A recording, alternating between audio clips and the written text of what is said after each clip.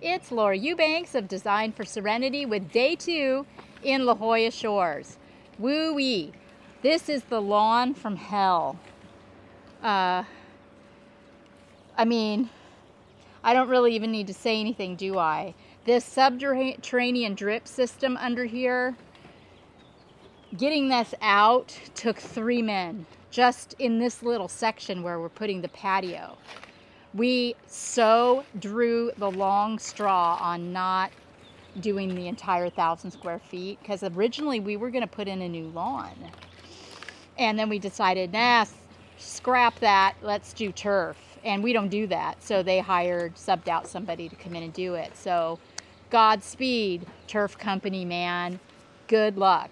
So yes, it's the end of day 2 and we're about there as far as getting all of the stuff out of here so that we can lay, we need to rake some more, get it level. Then we're going to lay weed barrier fabric. Then we're going to put down decomposed granite, and then we're going to work our flagstones in organically to the DG for stabilization and create just an organic patio space here.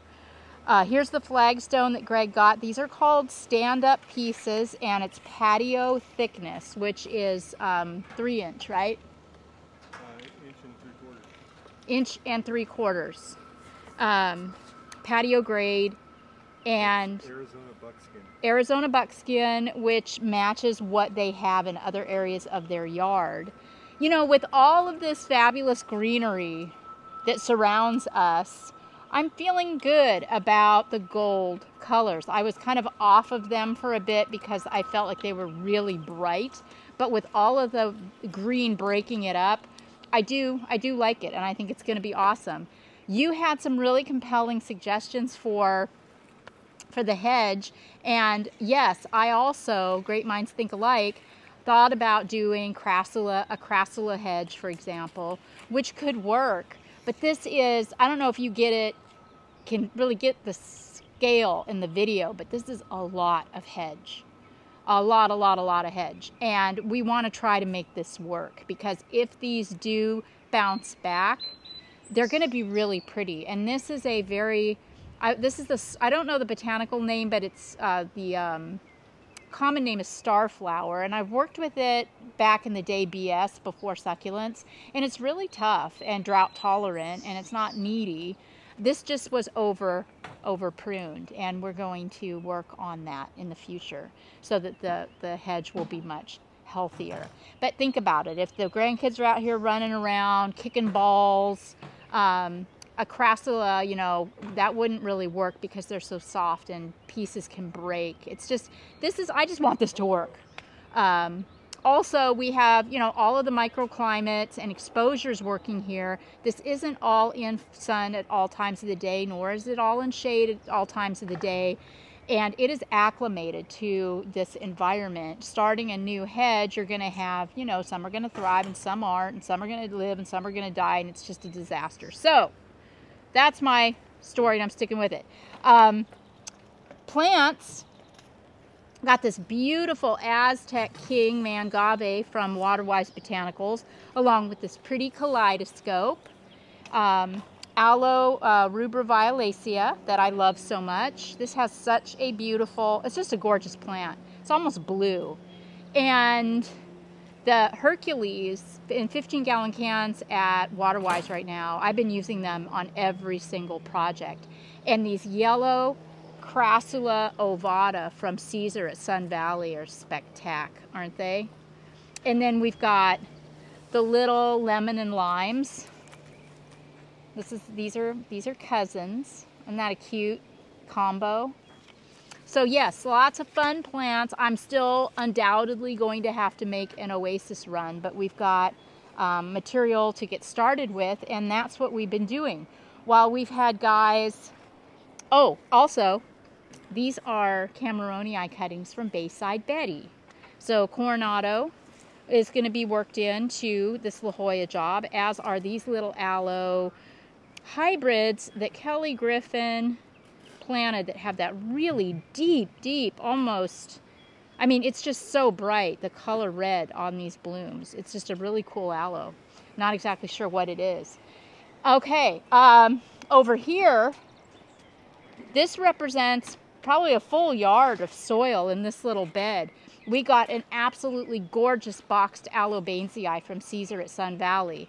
And rather than dig to China, we just build up around the plant. So that boxed aloe will be dropped in the hole tomorrow, and then the soil will just be brought up around it. And I don't know exactly what else I'm going to do in here, but I'm sure it'll be great. Okay. The barrels from Cesar this time also were super cool. I got two 30 gallon and 115. This fantastic whale's tongue agave from Waterwise Botanicals. I know it pops a lot, but I'm just such a sucker for this variegated plant. It is so showy, and I need some, sorry, I hope I'm not making you dizzy here. But I need some things that are really dramatic over on this side. I mean, look at the borrowed landscape that I'm fighting against. This is just going to be challenging to plant. I want to make sure that my installation pops against all this greenery. So I'm going tomorrow morning early to Roberts at Planter Paradise, and I'm going to get pots and big ones. So I'm going to stage pots in here instead of large boulders, and we'll see how that goes. Over here, we had wanted to put this beautiful, gigantic Baccarnia recurvata into that fire pit, but it didn't fit. Darn it. Still want to work that fire pit in somehow. But this Baccarnia was over there in that other bed, and it was completely lost against the green. So I'm really, really happy with this here.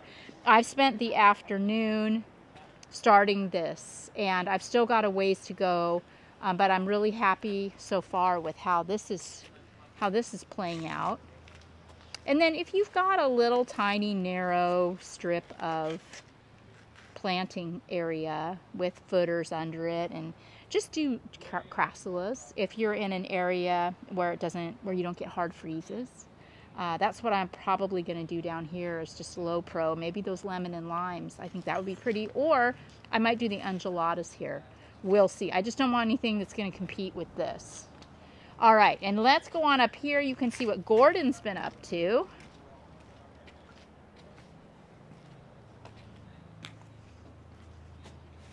This is a really, really important bed because they have so many windows that look out onto this, and there's a tremendous amount of hardscape here too. So we decided, because it gets such dappled sun, that we would do bromeliads. Then Gordon took it up a notch and added Aeonium urbicum and Echeveria agavoides, along with our jasper purple rocks and this cute little pygmy palm. It is a winner chicken dinner. Thank you, Gordon. Beautiful work. Yeah. Okay. I'm going to wait until we're done, and then I am going to suggest to our beautiful client that we add on a bunch of pots up in this area. That's not part of this phase, but it's so naked up here. Oh, I did this one this morning, while I was waiting on plants and rocks and whatnot. Oh, thank you. And this was, a pot that she had, and it was just a hot mess. So I put a trigona in here, and then this ghosty was in the pot before, and I'm trying, guys. I'm trying to make it work because it's super cool, I think. And I still haven't top dressed this pot.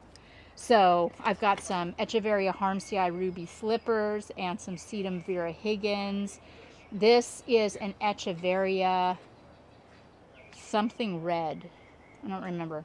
And a bromeliad, a little piece of jasper purple, and then one of those lemon and limes back there, and an agavoides. So I've got a ton of plants in there, but with all of this hardscape, I feel like it needs it. It needs to be really loud and proud. So that's my story. I have some surprises for you tomorrow. I'm going to be doing a really cool tapestry in an inner courtyard a little further down the way. Still on this property, but further. And I'm eager to show you that. So, yes, lots and lots has been accomplished today. Tell me your thoughts on this area over here. I'm looking for ways to make it pop without the use of large boulders. And so tell me what you think. I'll be eager to hear. As far as top dressings, not 100% sure what we're going to do back here yet, because a lot of it depends on what's available. There's been a little difficulty. Supply chain issues have affected everybody, including our rock yards and nurseries. So we're doing our best. Thank you guys so much for following. Liking, sharing, subscribing. We're at like 99,100 and change subscribers. And remember, when we get to 100,000, I'm going to take you on a tour of the ranch. So thanks again so much for everything that you do. I love you guys. This has been Laura Eubanks of Design for Serenity with day 2 in La Jolla Shores and your succulent tip of the day. Bye, guys.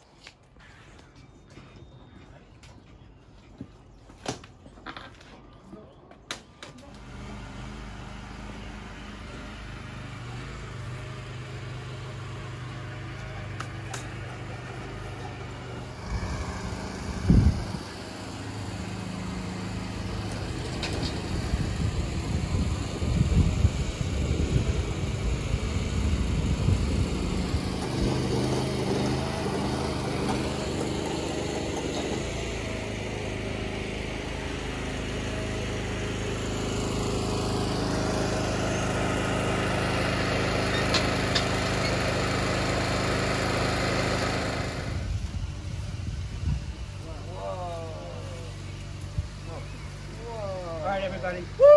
We did it! We did it. It's not going to work.